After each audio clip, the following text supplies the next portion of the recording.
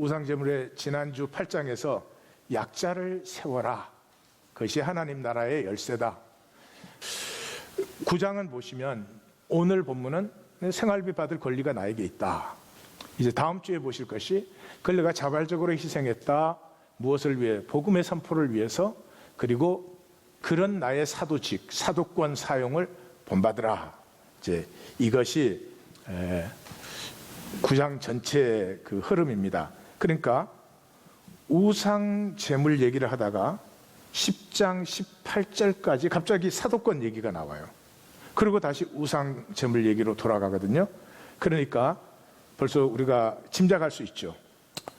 우상 제물을 먹느냐 안 먹느냐 하는 문제가 우상 제물의 문제가 아니라 이방 문화 속에 사는 고린도 성도들에게 하나님의 자녀가 되었다면, 하나님의 백성이 되었다면 그런 문화 속에서 어떻게 사느냐, 무엇을 가치로 생각하느냐, 진정한 가치는 무엇이냐 하는 것을 얘기하는, 그러니까 우상 제물과 그런 문화권 속에 사는 내가 어떻게 사는 것이 하나님의 자녀가 되는 것인가 하는 것을 사도 바울이 자기의 본을 들어서 얘기해 주고 있구나, 이렇게 내용을 짐작해 볼 수가 있죠. 사도직에 대해서 이제 시비가 일어났습니다. 그래서 오늘 본문에 다른 사람들에게는 내가 사도가 아닐지라도 너희에게는 내가 사도지. 그리고 3절에서는 본격적으로 나를 비판하는 자들에게 변명할 것이 이것이니, 그렇게 시작을 하죠. 그 왜 사도 바울의 사도직이 이렇게 시비거리가 됐나? 몇 가지 우리가 이미 잘 알고 있죠. 첫째는 율법주의자들이에요. 율법주의자들이 이제 그 율법 지켜야 된다, 이렇게 시비를 거는 바람에 갈라디아 교회 같은 데는 굉장히 사도 바울이 어려운 지경이 되기도 했죠. 그러니까 지금 우리로 말하면 종교주의자들, 주일날 우유 사지 말아라, 그런 사람들이에요. 혹시나 싶어 우리 하나님교회 설명 필요하지 않겠지만 주일날 우유 사지 않는 것이 더 좋은 것입니다. 그것을 주의로 만들든지 그렇게 하니까 나는 더 의가 있다든지 그거는 안 하니만 못해요. 거룩하게 구분된 시간과 장소를 지킬 수 있는 것은 좋은 것이고 능력이에요. 그러나 그걸 신앙으로 착각하지는 말라, 이런 거죠. 그 다음에 이제 거짓 선지자들이 있었어요. 그 데살로니가 교회 같은 데가 대표적인데 사도 바울이 얘기하죠. 거짓 선지자는 두 가지요. 첫 번째, 사람들이 듣기 좋게 얘기해요. 사람들이 듣고 싶어 하는 얘기를 해줘요. 그 사람들이 듣고 싶은 얘기는 뭐겠어요? 어떻게 살아도 죽은 다음에는 천당 간다. 그거 듣고 싶어 해요. 어떻게 살아도 내가 내 삶의 책임을 죽으면 안 져도 된다. 그건 새빨간 거짓말이에요. 내가 산 게 내 생명이 되니까. 왜 그런 거짓말을 하느냐? 저들의 탐심 때문에. 뭐요? 돈과 권력을 위해서. 사람들에게 듣기 좋은 얘기를 해주니까 사람들이 많이 몰려오죠. 그러면 돈이 많이 생기죠. 그것 때문에 저렇게 한다. 그들의 말을 듣지 말아라. 세 번째는 이제 아볼로나 다른 사도들의 그 본이었던 것 같아요. 아볼로는 수사학자니까 자기가 이렇게 강의를 했거나 가르쳤으면 당연히 대가를 받는 사람이죠. 또 베드로는 유대 전통에서 온 사람이니까 제사장이 그 제사장의 직무를 행하면 당연히 자기의 생활비를 보조받죠. 그러니까 아볼로가 고린도 교회에서 목회했던 것은 우리가 분명하게 알고요. 사도행전에 나왔으니까. 베드로가 얼마 동안 목회했나 그건 잘 모르겠지만 고린도서를 보면은 확실합니다. 그러니까 이 사람들이 목회를 할 때는 당당하게 생활비 받고 했는데 사도 바울은 왜 생활비 안 받나? 저 사람이 속으로 뭐가 찔리는 게 있나? 이제 그것과 연결되는 것이 사도 바울이 안디옥 교회 파송이라는 거죠. 안디옥 교회는 사도행전에서 보셨지만은 사도가 없는 교회예요. 다시 말해서 지금으로 말하면 안수받은 목사가 없는 교회예요. 그런 교회에서 파송이 됐거든요. 그 안디옥 교회는 뭐가 있었어요? 선지자와 교사가 있었어요. 근데 누가 선지자고 누가 교사인지는 말은 안 해주는데 뻔하죠. 바나바가 하나 유일하게 선지자였고 그 다음에 교사가 4명이었는데 그 중에 2명은 흑인이었어요. 시몬, 니게르라 하는 시몬과, 그 다음에 구레네 사람 루기오 그랬으니까 구레네 사람들이 그 이디오피아니까 흑인일 가능성이 많죠. 그러니까 바나바 하나가 예루살렘에서 파송된 선지자고, 그 다음에 시몬과 루기오는 흑인이고, 그 다음에 헤롯의 젖동생 마나안 그렇게 나오거든요. 그리고 사울, 지금 바울이 되는 사울. 그러니까 4명이 교사였던 것 같아요. 그 사도가 없는 교회에서 파송을 했어요. 그랬는데 사도행전을 읽어보면 또 재밌는 얘기가 나와요. 파송되어서 제일 먼저 이제 구브로에 가서 사역을 하고, 구브로에 가서 사역을 하고 나서 본토에 도착하자마자 그 마가하고 헤어져요. 마가하고 헤어진 다음에 이 바울과 바나바는 비시디아 안디옥으로 갑니다. 비시디아 안디옥으로 가서 거기서 이제 사도 바울의 대표적인 설교를 하죠. 그 대표적인 설교의 핵심은 다 기억하시겠지만, 썩음을 당하지 않는 생명을 3번 반복한 거 너무 선명하게 기억나시죠? 예. 그 사도 바울이 사도행전 2장에서 그 성령의 강림을 그 말씀하실 때도 썩지 아니하는 생명이라는 말씀이 3번 반복되잖아요. 그 참 이 바울과 이 베드로는 서로 나눈 적도 없고 뭐 같이 공부한 적도 없고 그러잖아요. 그 지금 복음을 얘기할 때는 딱 선명하잖아요. 중심이 썩지 아니하는 생명. 그 말은 지금 우리는 다 썩어가고 있다. 생존으로 사는 삶은 썩어가고 있다. 이제 그런 얘기도 들어가 있죠. 그렇게 해서 이제 비시디아 안디옥에 갔는데, 거기에서는 유대인들과 유대인으로 개종한 사람들이 그 바울의 말을 듣고 굉장히 많이 따랐어요. 그리고 그 다음 안식일에는 온 시민, 그냥 그 유대인들과 개종자뿐만 아니라 온 시민이 다 나왔다고 돼 있어요. 그러니까 하여튼 엄청난 일이 일어난 거죠. 근데 그 다음을 보면은 두 사도가 이렇게 나와요. 거기까지는 이름만 나오다가 두 사도가. 그러니까 쉬운 예를 들면 이런 거죠. 80년대 이게 그때는 인천이 아니고 김포였어요. 김포에서 탈 때는 집사님, JFK에서 내릴 때는 목사님. 난 그걸 몰랐어. 비행기 안에서 되면 쉬운데 내려서 되더라고. 굉장히 어려웠어요. 분명히 파송할 때는 사도가 없으니까, 사도가 없는데 어떻게 사도로 세워요? 그냥 파송했죠. 근데 이게 첫 번 선교지에서 둘이 갑자기 사도가 된 거야. 그래서 이것은 사도 바울에게 끝없이 문제가 되었는데, 사도 바울은 벌써 고린도서 앞장에서 4장에서 이렇게 얘기하죠. 우리를 하나님의 일꾼으로 여기라. 그리스도의 일꾼으로 여기라. 하나님의 비밀을 맡은 자로 여기라. 그리고 맡은 자에게 구할 것은 충성이다. 다시 말해서 그 쓸데없는 생각하지 말고, 내 사역을 보면 내가 그리스도의 일꾼이요, 하나님의 비밀을 맡은 자인 것이 안 보여? 그리고 거기에서 볼 것은 충성이지. 정말로 충성하고 있는가를 봐야지, 뭘 쓸데없는 것을 보고 그런 시시껍적한 소리 하지 마. 그러면서 뭐라 그래요? 그런 거 나에게는 작은 일이야. 사람이 뭐라 그러는지 그건 나에게 작은 일이야. 그리고 나 스스로 자책할 것이 없어. 그렇지만 그것도 나에겐 중요한 일이 아니야. 주님이 나를 어떻게 보는가, 주님이 나를 아시는가, 그게 중요하다. 그런 이제 사연이 거기에 들어있죠. 첫 번째 12점은 이거였어요. 사도면 권위 있게 하라 말라. 이래야지. 그 베드로는 우상제물 먹어도 됩니까? 이런 베드로는 뭐라 그래요? 너 절대 안 돼. 이미 예루살렘 공회에서 이방인이 하나님을 믿을 때, 그리스도를 믿을 때 우상제물 먹으면 안 돼, 피 먹으면 안 돼, 음행하면 안 돼. 3가지 결정했잖아요. 그 앱솔루트리 노죠. 또 아볼로에게 물으면, 아볼로는 또 이 알렉산드리아의 수사학자니까, 야야야, 그 뭐 촌스러운 얘기 아니. 우상이 뭔데, 사람이 손으로 깎아 만든 건데 우상에게 제사 지냈다고 아니 삼겹살이 스테이크로 바뀌냐, 스테이크가 삼겹살로 바뀌냐. 옆에 말했지, 성경이 저런 게 있냐? 먹고 힘내면 되는 거야, 물 그런 걸 신경 써, 이런단 말이죠. 그런데 분명하죠. 근데 바울에게 물으면 바울은 우상 제물은 먹어도 된다고 생각할 수도 있다고 여길 수도 있지만 그러나 이런 경우에 뭐 이러거든요. 그거 왜 저러냐? 왜 이렇게 헷갈리냐 사람이. 저 분명히 사도가 아닌 게 비어 뭐 이렇게 된 거죠. 사도 바울은 거기에 대해서 뭐라고 말을 하죠? 너희들을 대할 때 내가 딱딱한 음식 못 줬지, 젖이나 먹였지, 어린아이들을 대한 같이. 이게 무슨 얘기예요? 이 고린도의 이방인들은 야훼를 알아요. 약속을 알아요. 약속을 모르니 11조를 알아요.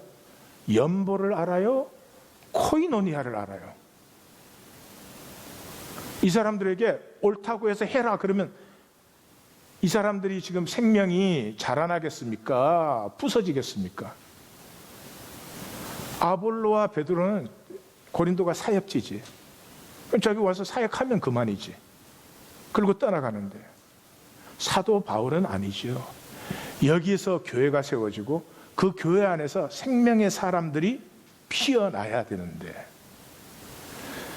어린 아이들을 대함같이 내가 너희를 대했다. 다시 말해서 이제 교회로 모이기 시작하는데 거기에다 내 생활비 책임져라 이렇게 할 수 없다는 거죠.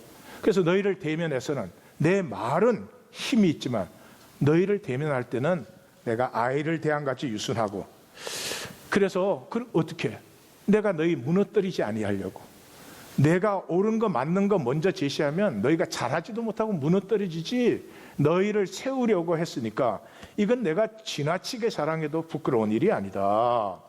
그리고 내가 유모가 자기 자녀를 기름같이 그렇게 했다. 두 번째, 사도 바울은 기회주의자야. 또 이런 거죠. 강한 자와 있으면 같이 먹어. 근데 약한 자와 있으면 안 먹어. 저 사람 눈치 보는 거 아니냐? 여기에 대해서 이제 지난주 본문에서 우리가 이미 봤죠. 그죠? 제일 마지막 절에서 만약 음식이 내 형제를 실족케 한다면 나는 고기를 영원히 먹지 않겠다. 이렇게 얘기를 했죠. 그러면서 훨씬 더 중요한 얘기를 하고 있습니다. 이제 다음 주 본문에서 보시겠지만 내가 모든 사람의 자유롭지만 모든 사람이 종이 된 것은 더 많은 사람을 얻고자 함이라. 유대인들에게 유대인같이 된 것은 유대인을 얻고자 함이라. 율법 없는 이방인에게 이방인처럼 된 것은 그들을 얻고자 함이라. 약한 자들에게 내가 약한 자와 같이 된 것은 아무쪼록 몇 사람이라도 구원하고자 함이라. 굉장히 중요한 말입니다. 제 아이가 셋이죠. 아시죠? 그 셋이가 이제 스타일이 다 달라요. 셋이 똑같이 이제 용돈을 줘요. 액츄얼리 그날은 넷이 용돈 받아요. 넷. 나머지 한 사람은 누굴까?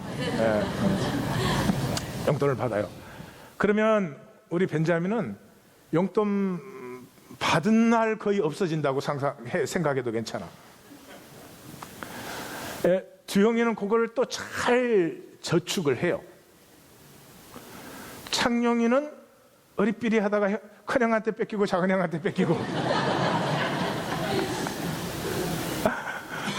그래서 한 4학년 때쯤인 것 같아요. 제가 두영이한테 두영아 4학년 정도면 좀 자기를 생각할 줄 알잖아요. Don't try to earn the money. Earn the heart. 두영아 돈 벌려고 살지 마. 사람의 마음을 얻으려고 살아. 돈 벌려고 하면 사람이 작고 째째해져. 자기 스스로도 부끄러워져. On the heart. 사람을 얻는 사람은 가슴이 커지고 삶이 당당해지고 부끄럽지가 않아. 근데 얘가 제 말을, 이게 뭐 자주 할 말이 아니잖아요. 자식에게. 딱 한 번 했는데 심각하게 듣긴 들은 것 같아요. 지금 사는 모습을 보면 자기가 나누어야 될 때는 아낌없이, 어떤 건 보면 저렇게 나누는 게 아닌데 그런 생각 드는 것도 있죠. 그래도 제가 그 나이 때를 생각하면 뭐 저보다 100배 나으니까 그래요. 생명이 왜 있습니까? 생명은 생명을 얻기 위해서 있습니다. 생명을 못 얻는 생명은 생명으로 가치가 다 소멸되는 것이죠. 사람을 얻는 사람은 동물도 얻고 식물도 얻어요. 예수님이 그랬죠. 마지막 때에 너희가 믿음을 보겠느냐? 그게 기독교인 보겠느냐는 얘기입니까? 기독교인이야 온 세상에 가득하겠지. 그때가 되면은 교회 나오는 기독교인 안 나오는 기독교인 가득하겠죠. 그게 아니죠. 생명을 얻는 사람, 생명을 어떻게 얻어요? 내가 이웃 되어 줄 때만 생명을 얻어요. 내가 너에게 이웃이 되어 줘야지 그 사람도 나를 이웃으로 받지. 그 사람 이용만 하고 내 이익만 챙기고 그래가지고 무슨 생명을 얻어요? 지금 사도 바울이 내가 모든 사람에게 그들의 종이 된 것처럼 내가 그들의 모습대로 섬기는 것은 사람을 얻고자 함이라. 예수님이 베드로 12제자 부르셔서 뭐예요? 사람을 얻는 사람이 되게 하리라. 사람을 얻는, 훨씬 더 좋은 번역입니다. 세 번째, 방언하는 건 못 봤다. 사도 바울이 그러죠. 내가 너희에게 계시나 지식이나 예언이나 교훈을 방언으로 말하면 무슨 유익이 있겠냐? 그러니 이 참 바울이 불쌍해요. 바깥에서 공격당하고 안에서 배척당하고 그러면서 뭐라고 그래요? 하도 그러니까 거기서 얘기 안 하고 지나간 다음에 슬쩍 이렇게 얘기하죠. 내가 너희 모든 사람보다 방언을 더 많이 함으로 내가 하나님께 감사하다. 방언이 뭐예요? 영의 기도예요. 사도 바울이 그렇게 말하죠. 고린도전서 나중 14장 가시면 영의 기도예요. 영의 기도가 뭐냐? 우리 중에 나는 내가 정말로 내 중심의 진실을 따라 살고 싶은 대로 산다 이런 사람 아무도 없죠. 그런 사람 없잖아요. 그러면 어떻게 해요? 마음속에는 안타까움과 후회가 쌓여갔죠. 우리의 중심에는 내가 이렇게 살아서는 안 되는데, 내가 이렇게 계속 가서는 안 되는데, 근데 그 중심을 우리가 꼭꼭 눌러놔요. 왜? 그 자꾸 생각하면 살기 어렵잖아요. 당장 상황이 있잖아요. 당장 가족도 자식도 길러야 되고 꽉꽉 눌러버리죠. 사도 바울은 그것을 중심을 양심이라고 부르죠. 고린도서에서 꽉꽉 눌러요. 그러면 내가 살고 싶지 않은 삶을 사는 이 마음의 상처, 수치, 두려움, 불안, 이 두께가 엄청납니다. 그러니까 내 생각으로 이걸 다 열고 내 중심이 하나님과 만나는 거는 어렵습니다. 성도님들이 해보시면 알지만 어려운 게 아니라 불가능합니다. 그래서 그런 안타까움을 가진 자를 불쌍히 여기셔서 주신 것이 방언의 은사예요. 저희 교회는 방언 받고 싶다 그래서 대부분 다 받으셨잖아요. 그 방언 하나 열릴 때마다 제 허리가 끊어지는 것처럼 그렇게 해서 방언의 은사를 받게 하는데, 제가 시작할 때도 그렇고 마치고 나면 꼭 하는 말 있죠. 다 아시죠? 방언 받으시면 하루에 1시간 이상 기도해야 됩니다. 영이 갑자기 열리지 않습니다. 마음이 열리는 것도 힘들어요, 우리는. 그러니까 방언을 처음에 받으면 1시간 이상 방언을 기도를 하면은요, 비로소 중심이 열려요. 그러니까 이게 얼마나 복돼요. 내 중심이 하나님과 만나지 않고는 어떻게 힘을 얻겠어요. 그렇게 해서 그저 모르겠어요. 다른 분은 어떤지 모르겠는데 저는 그렇게 10년, 15년이 지나니까 한 30분 방기도하면 한 30분 기도를 하면 중심이 열려서 내 영이 하나님의 영과 교통을 하죠. 비로소 내가 얼마나 불쌍한 존재인지, 하나님의 은혜가 없으면 살 수 없는 존재인지,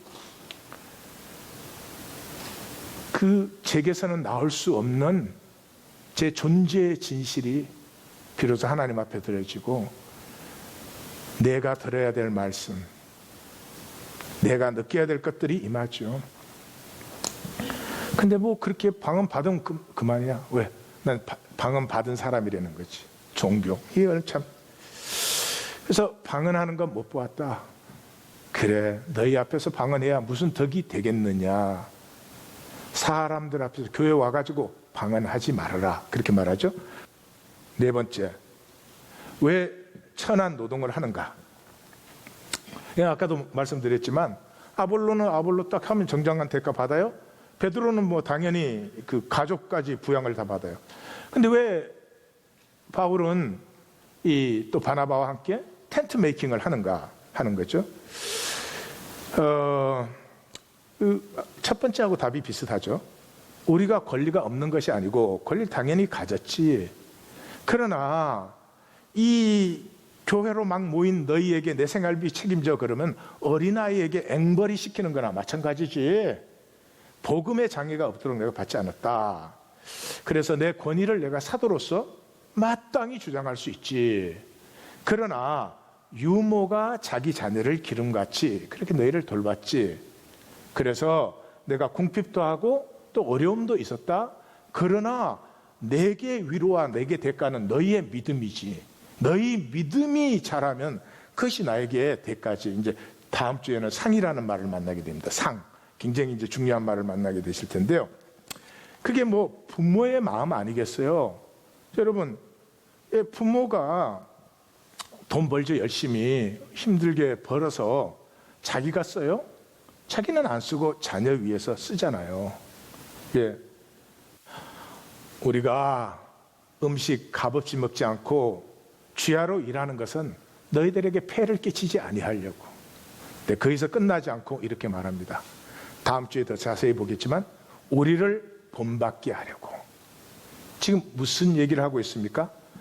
사도 바울은 자기가 당연한 권리가 있는데 그 당연한 권리를 사용하지 않았어요. 사실은 사용하지 않은 게 아닙니다. 그 권리를 자기를 위해서 사용을 안 하고 너를 위해서 사용을 한 것이에요. 이것이 구원받은 사람이에요. 이것이 복음의 의를 만난 사람이에요. 예수님이 말씀하셨죠? 오른뺨 때리면 왼뺨을 돌려대라. 속옷을 달라 그러면 겉옷까지 벗어줘라. 억지로 오리 가자 그러면 심리를 가져라. 이렇게. 지금 무슨 얘기 하십니까? 뭐 예를 한번 들어보십시다.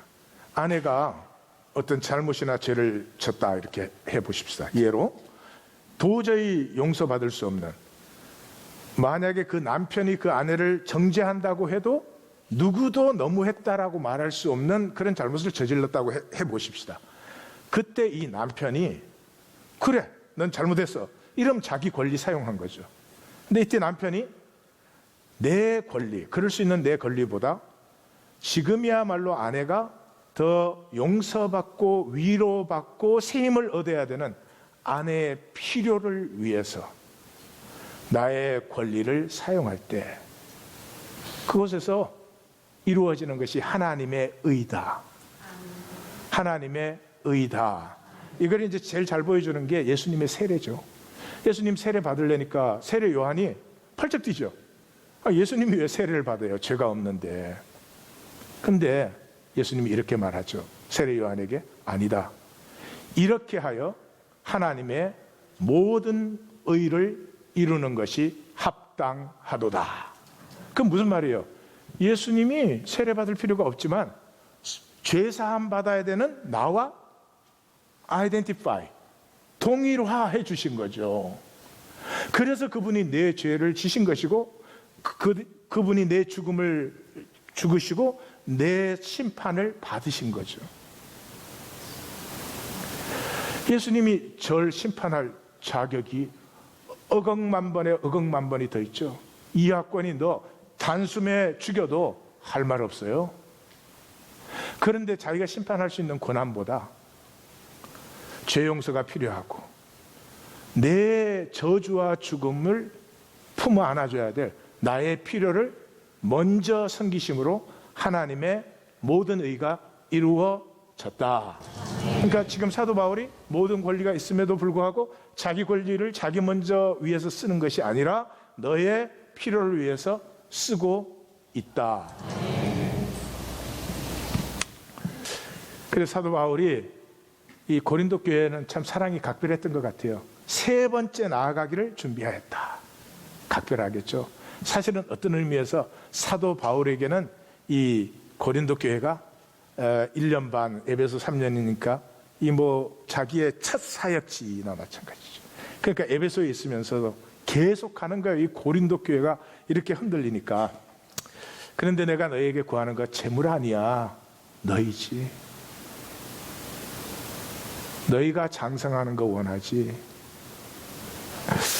예, 당시 이제 철학 교사들의 유형이 있습니다. 제일 선호하는 사람들. 예, 그 당시에는 우리는 지금 사도 바울은 복음 전도자고 다른 사람은 뭐 이렇게 철학자, 수사학자들이지만 그 당시에는 모두가 똑같이 보이죠. 사도 바울도 뭔가 와갖고 가르쳐주고 이렇게 먹고 사는 사람처럼 보이죠.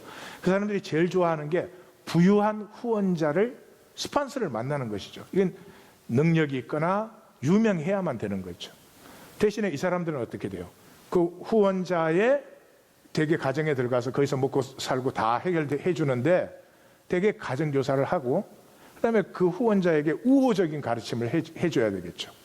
예, 그 사람이 뭐 선거를 출마한다든지 뭐 어쩐든지 그러면, 예, 그러니까 이것도 변질이 뭐 안 될 수 없고, 그 다음에 이제 궤변가들이라고 나중에 불린 사람, 처음부터 궤변가는 아니었어요. 그래서 이 사람도 이제 후원자를 못 구하니까 어떻게 해요? 자기들이 이렇게 가르침을 했으면 대가를 받는 거죠. 예, 그래서 저도 꼭꼭 60분 채우는 이유가 안 채우면 혹시 안 줄까봐. 예, 그래서 이게 대가를 받는데, 그렇게 하니까 어떻게 해요? 대가를 많이 받으려고 욕심부리고 그걸 위해서 학생들을 이렇게 기만하기도 하고, 그게 심해져가지고 나중에는 이 사람들을 궤변가라고 다 불러요. 소피스트. 그 다음에 이제 이 중에서 제일 거의 드물지만은 좀 바람직한 사람들이 그런 거 저런 거 다 버리고 얻어먹는 거예요. 거짓 노릇하는 거예요. 깨끗한 가르침을 가르치기 위해서. 대표적인 철학자가 디오게네스 아니에요. 디오게네스 아시죠? 디오게네스가 이제 움막에 사는데 알렉산더가 첫 전쟁에서 이겼어요. 그러니까 뭐 이 전리품을 많이 갖고 왔죠. 그래서 탁 찾아와서 선생님 무엇을 원하십니까? 제가 다 들어드리겠습니다.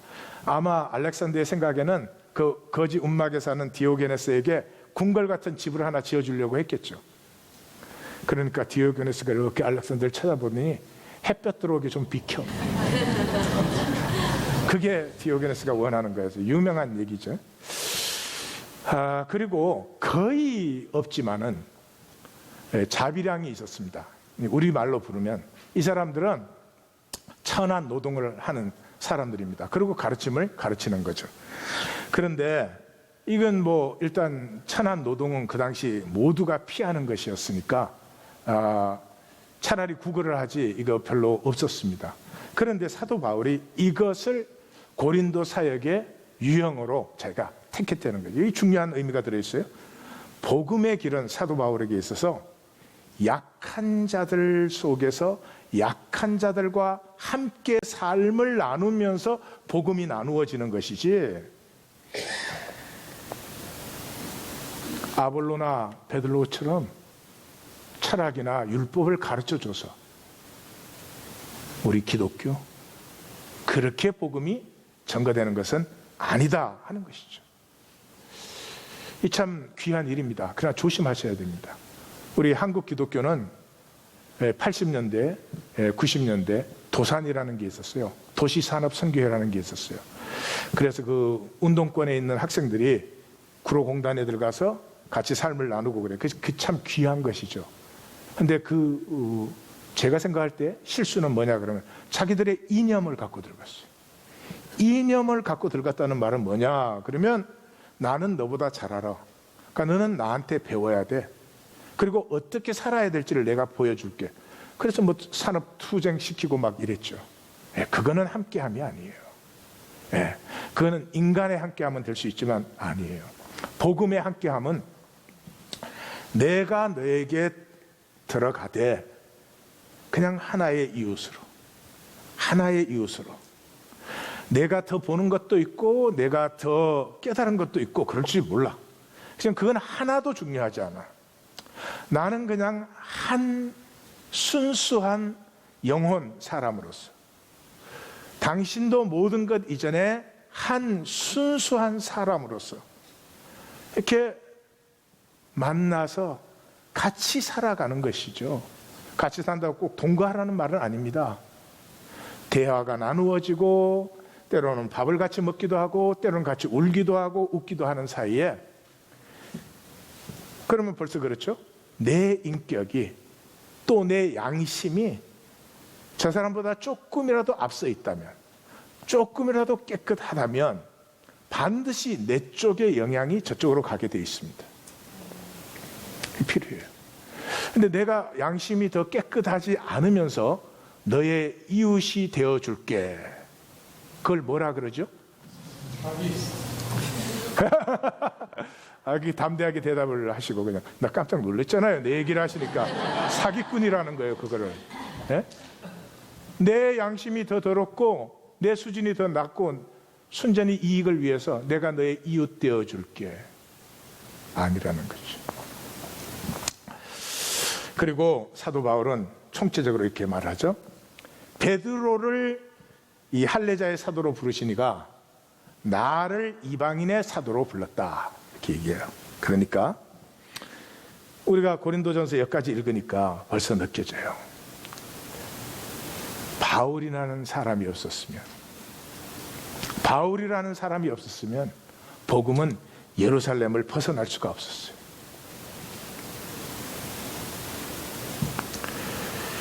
이 유대 종교의 안팎으로 물들은 사람들에게,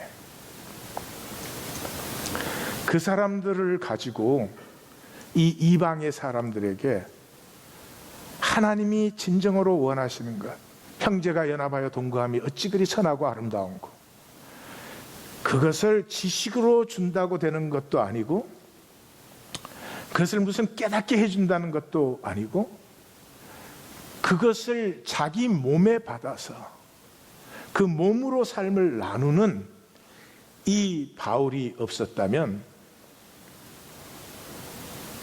복음이 이 이방 세계에 나누어지는 것은 불가능했겠구나, 그런 생각을 우리가 만나게 되죠. 자, 그러면 오늘 이제 본문으로 들어가도록 하겠습니다. 자, 시작해서 그렇게 하죠. 4번의 질문을 합니다. 자유인이 아니냐, 내가 사도가 아니냐, 내 주를 만난 사람 아니냐, 내가 주 안에서 행한 일이 너희가 아니냐. 그럼 이 4번의 질문의 답은 다 예스죠. 자동적으로 예스가 나오게 돼 있는 거죠.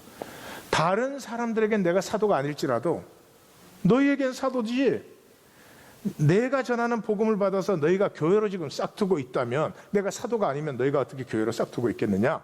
그렇죠. 그러면서 권리야, 당연히 있다.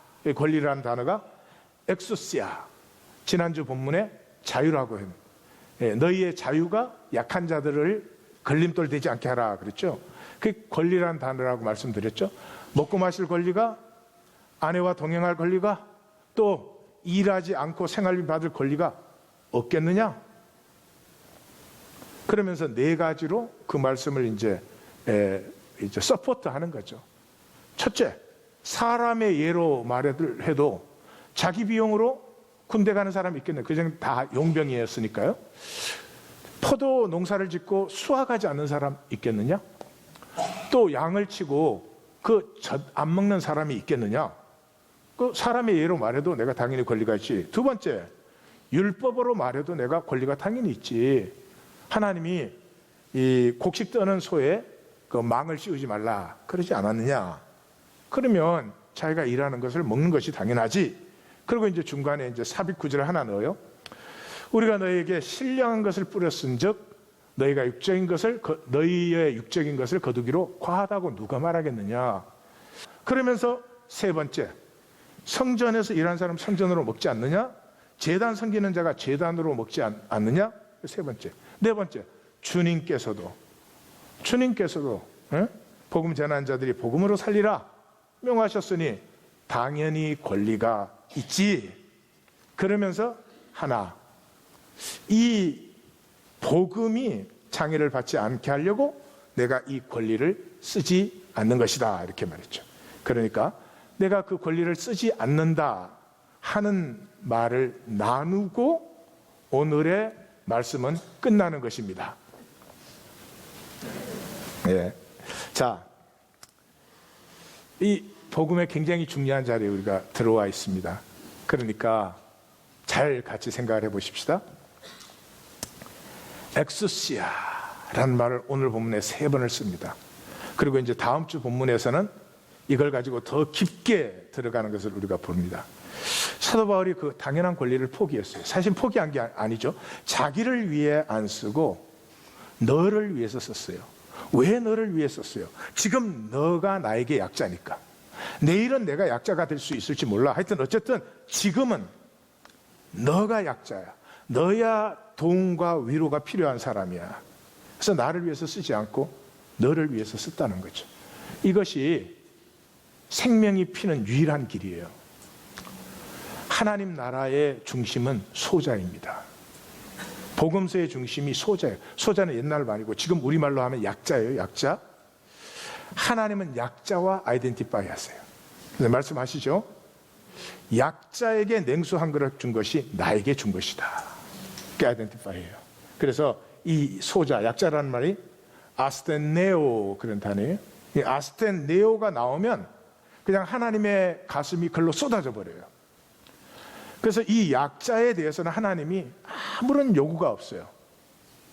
그냥 은혜를 부으세요. 그 대표적인 사건이, 아니 복음서에 많이 나오는데 대표적인 사건이 나인성 과부의 아들을 살려주는 말씀이에요.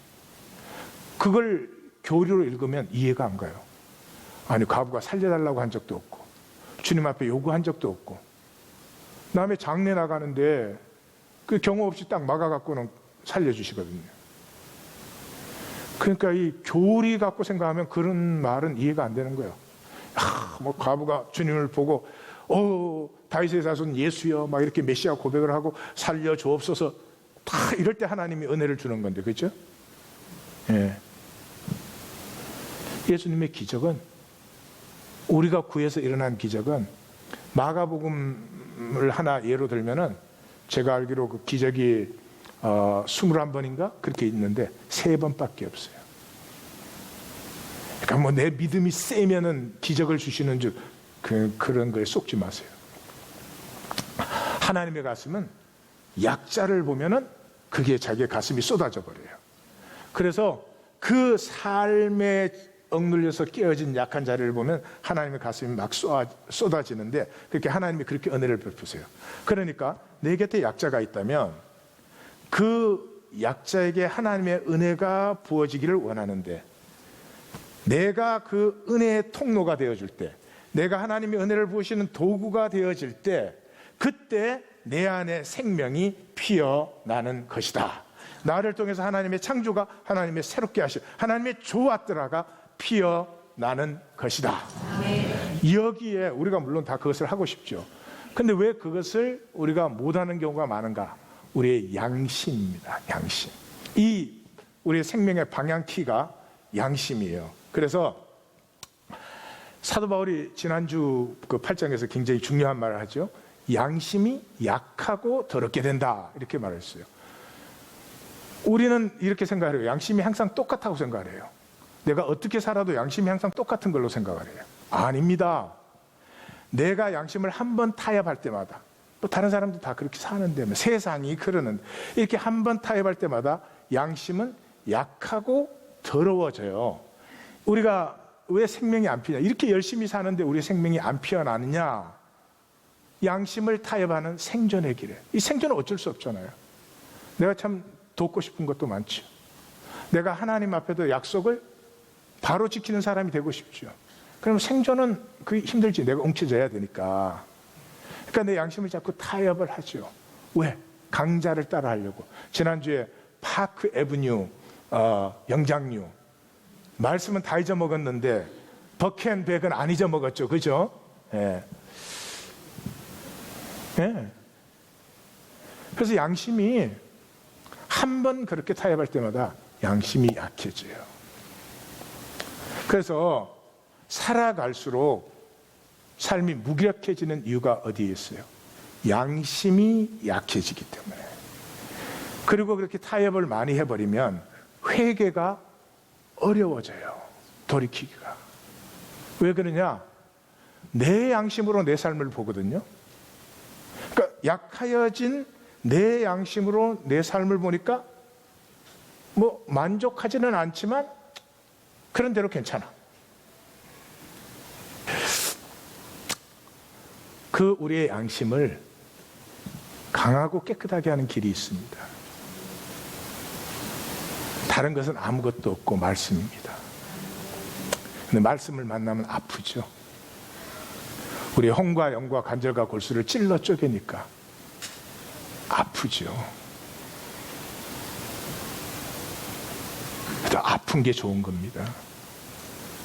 엑서사이즈 하기 싫지만, 할 때는 좀 힘들고 아프지만 그 건강하게 해주는 거나 마찬가지고, 몸에 좋은 모든 것에는 약간씩의 독이 들어있는 것입니다. 그걸 통째로 피하게 만드는 세상의 생존의 삶에 계속 쏘으셔서 너무 무기력해지면 정말 힘들어지니까 우리 사랑하는 성도님들이 말씀을 만나셔서 양심이 강하고 깨끗하게 됨으로 말미암아서 내가 정말로 원하는 삶 쪽으로 방향키를 틀 수 있어야 합니다. 이제는 틀 때가 온 것입니다. 그 주님의 말씀에 대한 시편이 여러 개 있지만 19편이 대표적인 것인데, 19편 7절에서 14절까지를 제가 의역을 했어요. 제가 읽겠습니다. 감정을 잡고. 야훼의 말씀은 생명을 새롭게 하십니다. 정직하여 영혼의 기쁨을, 순결하여 마음을 맑게 하십니다. 영원하고 의로우신 말씀, 많은 금보다 더 사모하며 송이 꿀보다 더 답니다. 깨우침으로 생명의 상을 받고 깨달음으로 숨은 허물에서 벗어나게 하시며 죄에서 자유케 하는 힘을 주십니다. 나의 반석, 나의 구원이신 주님, 내 입의 말과 내 마음의 생각이 주께서 받을 만한 것이 되게 하옵소서. 자, 이 양심이 생명의 힘입니다. 우리 그 광야 신앙 얘기할 때 생명력을 기르기 위해서 광야로 하나님이 이제 자기 백성을 인도하시잖아요. 그러니까 생명이 있는 것은 물론 좋지만 생명이 있는데 생명이 힘이 없어. 그 뭐를 하겠어요? 생명은 중요한 건 생명력이 있어야 되는데, 이 생명력이라는 게 양심이에요. 양심의 힘이에요. 양심의 힘이라는 게 무엇이냐? 삶의 방향을 결정하는 것이에요. 내가 좀 손해보고 어려울지라도 정말로 내가 살기를 원하는 그것을 향해서 나아갈 것이냐, 아니면 날마다 세상과 타협하며 상황과 타협하며 현상과 타협하며 이렇게 살 수밖에 없어, 이렇게 할 것이냐 하는 것이죠. 제가 좋아하는 폴 틸릭의 말을 제가 세 가지를 인용을 했습니다. 첫째는 신앙에 관한 것입니다. 신앙이 무엇인지 보십시오. 신앙이 있다는 것은 열정으로 살아야 될 의미를 묻고 그 답이 아파도 받는 것이다. 내가 정말로 살고 싶은 삶이 무엇인가? 더 미루시면 안 됩니다. 나는 누구가 되고 싶은 것인가? 나에게서는 어떤 삶이 피어나기를 원하는가를 진심으로 물으시면 답은 아픕니다. 우리가 이제까지 그렇게 살지 않았다면 답은 아픕니다.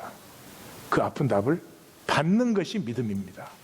여러분, 종교적인 믿음을 이제는 잊어버리시기를 바라요. 두 번째, 참 결단은 자유를 향한 용기에서 서는 것이죠. 아프지만 더 이상 내가 종노릇 할 수 없으니까, 더 이상 내가 상황에 매달리고 붙들림 받은 삶을 살아서는 안 되니까 그 자유를 향해서 일어서는 결단에 용기가 있는 것이다. 세 번째, 이건 뭐 다 잘 아시죠? 용기는 가장 중요한 것을 위하여 그 다음 중요한 것을 버리는 것이다. 예, 먹고 사는 거 중요하죠. 어떻게 먹고 살지 않을 수가 있겠습니까? 그러나 그것이 우리의 first priority는 아닙니다. 이 중에 그러신 분 있습니까? 나는 먹고 사는 것 위해서 존재하고 싶어. 오로지 먹고 사는 것 위해서 나는 살기를 원해. 아무도 없죠. 그게 중요하죠. But that's only second priority. 가장 중요한 우선순위는 내 존재가 가치 있고 싶고 의미 있고 싶고 내 존재가 이 떳떳하다는 것을 내가 누리고 싶어하고 그걸 누리는 걸 행복이라고 하죠. 그것을 위해서 세컨드 프라이어리티를 희생할 수 있는 것, 그것이 용기다. 지난주에 우리가 약자의 이웃되기를 나눴죠. 오늘도 조금 더 나누십시다. 내 생명이 피어나는 길은 내가 약자의 이웃이 되어서 나를 통해 하나님의 은혜가 흘러 피어나기 시작할 때 내 생명이 피어나는 것이다. 아까 말씀을 드렸습니다. 지금 이 세계는 정치 정의가 필요하지 않습니다. 이 세계는 이웃이 필요합니다. 참 이웃이 필요합니다. 그리고 우리에게는, 미국에 사는 우리에게는 참 이웃이 되어줄 수 있는 약자가 이 세상에 수도 없이 많습니다. 저 같으면 여기서 차 하나 업그레이드해서 타느냐, 그게 내 생명 바치지 않겠습니다. 제3세계든 난민이든 어디든지 나는 가서 이웃이 되어주는, 제가 은퇴한 다음에는 아마 그런 곳에서 저를 보실 것입니다. 그러나 쉬운 일이 아닙니다. 난 미국에 사니까, 난 교육 더 받았으니까, 내가 더 가졌으니까 내 이웃 되어줄, 그 사람은 이웃이 아니에요. 그런 사람 조심하셔야 돼요. 이웃이 되려고 하면은 empathy, 아픔을 느낄 수 있어야 돼요. 너의 아픔을. 이 아픔 어디서 시작됩니까? 십자가입니다. 십자가에서 아픔을 느낄 수 있어야 됩니다. 그 십자가의 아픔이 느껴지면 그 다음에는 그 십자가의 아버지의 아픔, 하나님 아버지의 아픔이 느껴지기 시작합니다. 그 아버지의 아픔이 느껴질 때 비로소 너의 아픔이 느껴지기 시작합니다. 이 말은 무슨 말입니까? 우리가 교회됨 없이, 우리가 교회되는 체험 없이 어디 또 나가서 이웃 되어주겠다고, 그거 가짜죠. 그 사람은 뭔가 자기가 또 뭐가 돼야 되죠. 자기는 뭔가 더 잘난 사람이죠. 영웅신화를 버리셔야 됩니다. 영웅신화는 약자의 피해의식에서 나온 거예요. 나는 뭔가 이걸 가지고 나도 괜찮은 사람이야, 뭐 이런 것을 사람에게 보이려고 자기 의를 만드는 사람이죠. 그런 것으로는 이웃되지 않습니다. 나를 내 모습 그대로 받으신 주님 안에서 내 모습 그대로, 너를 너의 모습 그대로 존중하며 나눌 수 있을 때, 그것이 진정한 하나님의 나라를 세우는 유일한 길입니다. 저는 함께, 여기서 함께 나아갈 사람들이 일어설 것을 저는 확신합니다. 그런데 이 말에 또 속아서 가시면 안 돼요. 자기와 하나님 문제. 그러면 이제 우리 젊은 그룹들은 그러더라고. 우리는 갈 수 있는데 자녀를 어떻게 하냐. 자녀에게 억만배 복이죠. 억만배 복이죠. 우리 얼마나 웃기는 짓을 하는 사람들인지 말로 다 할 수가 없어요. 한국 교육부가 뭔가 그게 발표예요. 2021년 몇 년 남았어요? 2021년 4년 남았잖아요. 대학 들어가는 비율이 1:1이에요. 지원하면 들어가요. 그때로부터 지원 비율이 계속 줄어듭니다. 그러니까 지금 유치원 다니는 아이가 대학 들어갈 때쯤 되면 서울대학이든 뭐 스카이든 카이스카이든 뭐 상관없어요. 대학에서 모시러 와. 대학에서 모시러 와. 그런데 지금 그 유치원생을 기르는, 초등학생을 기르는 부모들이 벌써 사교육비에, 양육비에 46.3%를 써요. 한국의 40대 가장의 수입의 66.5%가 자녀 사교육비로 들어가고 있어요. 도른 거요? 멍청한 거요? 가만 놔두면 모시러 오는데, 이게 부모가 하는 일이에요. 여러분, 부모가 약한 자의 이웃이 되어서 함께 살아가는 그것을 옆에서 보고 누리는 자녀를 한번 생각해 보세요. 그 가슴 속에는 하나님의 가슴이 저절로 열리죠. 세상에 눌리지 않는 기상이 저절로 생기죠. 넌 뭐 학교 뭐 3년 나왔잖아. 너 야간 나왔잖아. 너 대학교 못 나왔잖아. 사람이 왜 그런 거에 시시하게 눌려요? 아니, 사람이 왜 그런 시시한 거에 눌리냐 이 말이에요. 넌 뭐 차 싸구려 타고 다니잖아. 넌 뭐 이민 와서 20년째 아파트잖아. 뭐 그런 게 안 눌리는 기상이 아이 속에 생겨버리죠. 안 눌릴 뿐만 아니라 그런 걸 보면 저런 가짜에 속으면 안 돼. 저런 가짜를 때려 부숴야 돼. 그런 아이가 있으면 이 아이에게는 수치와 열등의식을 주기가 참 힘들 거예요. 생명 나눔을 체험한 아이에게는 수치와 열등의식, 아니 뭐 요즘 대학 안 나온 사람 누가 있어요? 대학 나오면 뭐해? 수치와 열등의식이 더 쌓이는데. 에? 그냥 생명 중심으로 양심이 좀 떳떳한 쪽으로 살아가는 그런 삶의 모습을 부모가 유업으로 줄 수 있다면 그 양심이 얼마나 강하고 깨끗해지겠어요.